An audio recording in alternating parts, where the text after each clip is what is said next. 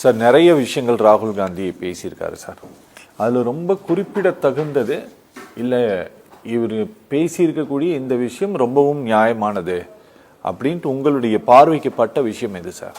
ராகுல் காந்தியோட பாராளுமன்ற பேச்சு பாருங்க, அது ஒவ்வொரு இந்தியனையும் தட்டி எழுப்பிய ஒரு பேச்சு.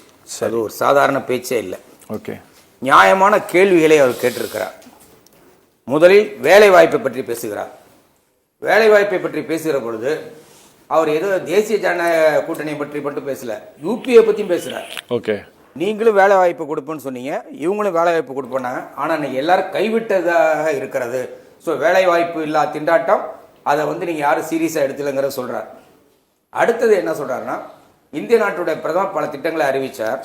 அதில் குறிப்பாக மேக் இன் இந்தியா என்று ஒரு திட்டத்தை அறிவித்தார். அந்த மேக் இன் இந்தியான்னு நீங்கள் சொன்னீங்க, ஆனால் அந்த உற்பத்தியை பண்ணது பூரா சைனாவில் இருந்து தான் நாம் பெரும்பாலும் இறக்குமதி செய்து கொண்டிருக்கிறோம். So make in India make in சைனாவாக மாறிவிட்டது. அது மட்டுமல்ல, சைனா இந்திய நாட்டின் எல்லைக்குள் அருணாச்சல பிரதேசில் அந்த கல்வாய் பள்ளத்தாக்கா அந்த பள்ளத்தாக்குகளில் 4000 கிலோமீட்டர் சதுர கிலோமீட்டருக்கு வந்திருக்கிறது என்று அவர் சொல்லல, இந்திய நாட்டின் ராணுவ தளபதி சொன்னே இருக்காருன்னு சொல்றாரு அவர். ஓகே, புரியுது. அது மட்டும் இல்லாம நாசாவோட மேப், நாசா எல்லா நாடுகளையும் மேப் எடுத்துக்கிட்டே இருக்காங்க. அப்படி நாசாவோட மேப்லேயே பார்த்தீங்கன்னா இந்திய நாட்டுக்குள்ள அருணாச்சல பிரதேசில் பல இடங்கள்ல அவங்க லடாக்ல பாங்காங் ஏரி பகுதியில், திபெத் தன்னாட்சி பகுதியில், கல்வான் பள்ளத்தாக்கு பகுதியில் இங்க எல்லாம் வந்திருக்கிறார்கள் என்பதை நாசாவும் விளக்கி கூறியிருக்கிறது. அதனால நீங்க பாதுகாப்புலயே கோட்டை விட்டுட்டு சைனாவை உற்பத்தியில விட்டுட்டீங்க அப்படிங்கிற ஒரு விஷயத்த சொல்லியிருக்காங்க. அதுக்கு அடுத்தது என்னன்னா, இந்த நாட்டில் வளர்ச்சின்னு பேசுனீங்க, குறிப்பாக உற்பத்தி துறையில வளர்ச்சியை பத்தி பேசுனீங்க. ஆனால் உற்பத்தி துறை எப்படி மாறி இருக்கிறது, அதுதான் நீங்க இன்னைக்கு இந்திய நாட்டோட பொருளாதார ஆய்வறிக்கை சொல்லுகிற விஷயமும் அதே தான். ஒன்னும் ராகுல் காந்தி புதுசா சொல்லல, ஆய்வறிக்கையே சொல்லுது இந்தியா எதிர்பார்த்த வளர்ச்சியை அடையவில்லை, இந்தியாவில் உற்பத்தி துறையில வளர்ச்சி இல்லை, கிட்டத்தட்ட 15.3 இருந்தது, இன்னைக்கு உங்களுடைய ஆட்சி காலத்தில் 12.6 குறைந்து விட்டது என்று சொல்லி ராகுல் காந்தி சுட்டி காட்டியிருக்கிறார். ஒரு நாட்டினுடைய உற்பத்தி தாங்க ஒரு முக்கியமான பங்கு வகிக்க முடியும்.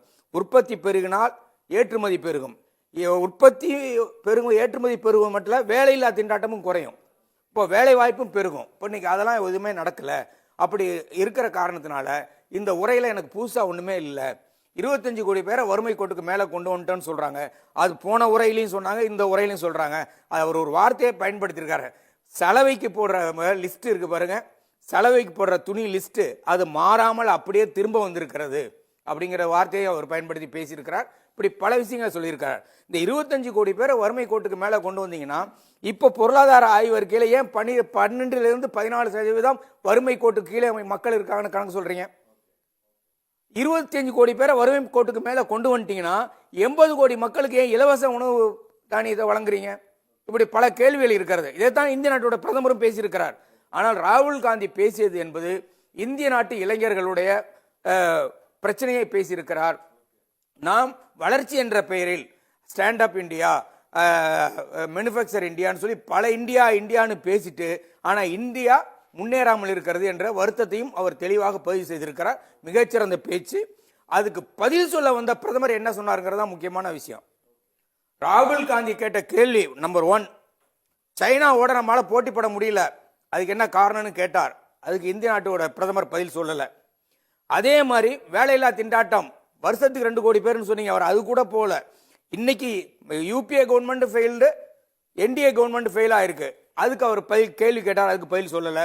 பொதுவா எந்த விஷயத்துக்கும் எந்த பதிலும் சொல்லாமல் பிரதமர் என்ன கிண்டல் பண்றாருன்னா, அது ஒரு குடும்பத்தோட ஆட்சி, ஒரு குடும்பத்தில் 3 எம்பி, எங்கேயாவது எஸ்சி எஸ்டி ஃபேமிலியில 3 எம்பி பாத்திருக்கீங்களான்னு கேட்கிறாரு.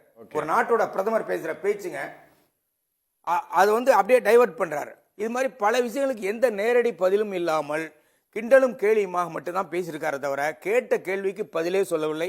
ராகுல் காந்தி மிகச் சிறப்பாக எதிர்க்கட்சி தலைவர் என்ற முறையில் செயல்பட்டிருக்கிறார் என்பதுதான் அவருடைய பேச்சு காட்டுகிறது.